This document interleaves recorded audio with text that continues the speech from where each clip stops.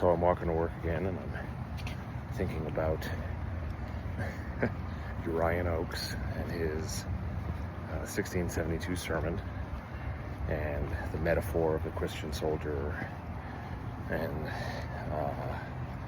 how this metaphor is put into practice in King Philip's War through impressment, through who the various Massachusetts communities select to go and fight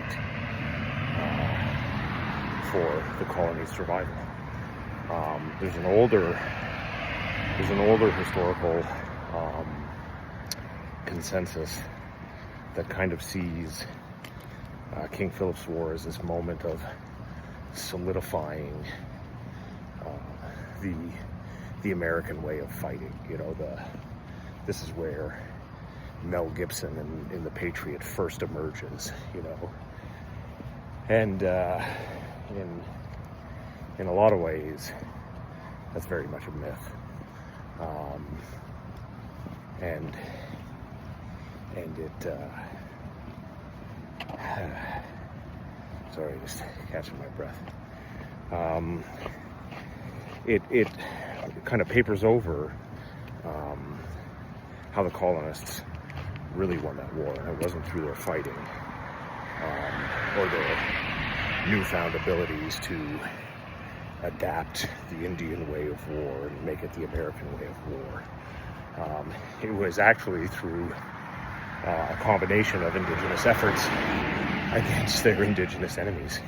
So the colonists were fighting the Wampanoags and the Narragansetts, and the colonists kind of bullied the Narragansetts into fighting.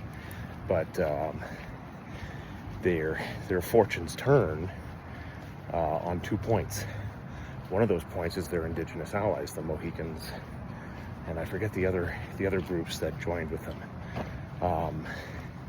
But these indigenous fighters do most of the war winning, and the other one comes from the Wampanoag wintering in Iroquois. They go west to try to form an alliance with their traditional enemies, the Iroquois, the Mohawks, and the Mohawks beat the snot out of them. And so the Wampanoags come back in the spring into Massachusetts and Connecticut and Rhode Island, these areas, and they're already on the ropes. The Mohawks have made it so that, you know, they don't have food stores, they don't have safe places. They've been, you know, driven out of Iroquois, and so it's really more on these two things that the fate of the war turns, in my opinion. But this historian named Zellner writes this book called The Rabble in Arms, and it's about who the colonies choose to impress, to draft, to conscript into the militia to go and fight. And even he kind of comes to a conclusion that,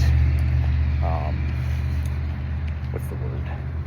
Like contradicts his own conclusion.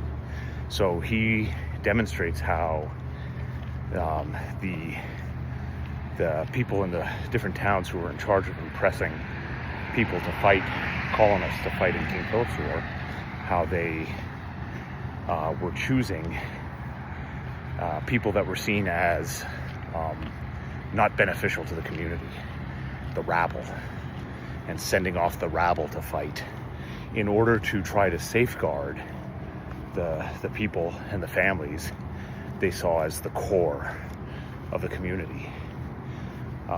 And so they use King Philip's War to rid their communities of transients and troublemakers, and even in some instances, people who supported the wrong minister in conflicts between, you know, which minister the town should have, or people who had conflict with somebody on the militia board over rents or different financial arrangements. And so they really use this chance to get rid of the rabble, to keep the core of their community intact. And it's interesting, because Uriah Oakes gives this view of this what he is describing as a metaphorical way of understanding the world through the metaphor of the Christian soldier who is at war within himself over the lusts and has to war until his death against his own self and keep his self in order. And you see this metaphorical framework repeating itself in these communities as they look across the community and decide, okay, we're in a war here for our survival. How do we overcome this? How do we come out on the other side? And the path that they determine, all of these different militia committees, because this is very decentralized. The only centralized influence in this is the colony sets the number of soldiers each community is required to impress. But the question of who gets impressed is left to those specific communities. And across these communities, this trend emerges where they are picking the people who are the embodiment, who manifest the embodiment of the lusts of the disordered body, and they send them off to do the fighting. Instead of saying, okay, well, this is a struggle for our survival, we have to band together, we have to choose the best, the most qualified from among us. No, they keep the best, the most qualified out of the war to safeguard the community, to improve the community, because their bodies are ordered. And because their bodies are ordered, their families are ordered. And because their bodies and families are ordered, it orders the community and passes that on to their children, which repeats generation after generation, So they use impressment as a tool of purging their communities from the influence of disordered bodies. And to me, that's further evidence of this slipping in and out of metaphor. This, Uriah Oakes frames his speech as a metaphor, and that it's not to be taken literally, and he's not a soldier and doesn't know anything about soldiering. But it's not entirely metaphorical in the sense of metaphors, the way, like you say, someone's as dumb as a box of rocks. That's not or somebody's head is full of rocks, that's not meant to be taken literally. But there's an aspect of what Uriah Oakes is saying that is meant to be taken literally. And you see that in how communities make decisions about impressment during King Philip's War. So you got to be, I think, careful too, because this isn't to say that they're all reading Uriah Oakes and they're all just taking, oh yeah, look, Uriah Oakes says this, now let's put it into action. No, it's more subtle than that, I think. It's more because they share certain assumptions about how the world works, about how to understand the world, and about how to interact with it. And that's what we're seeing. That's what we're seeing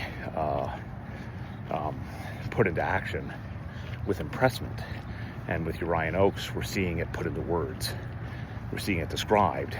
And that tension, that anxiety between metaphor and literalness, between a one-to-one relation, the metaphor that Uriah Oakes describes relates a lot more in a much closer one-to-one way than a metaphor like, your head's full of rocks.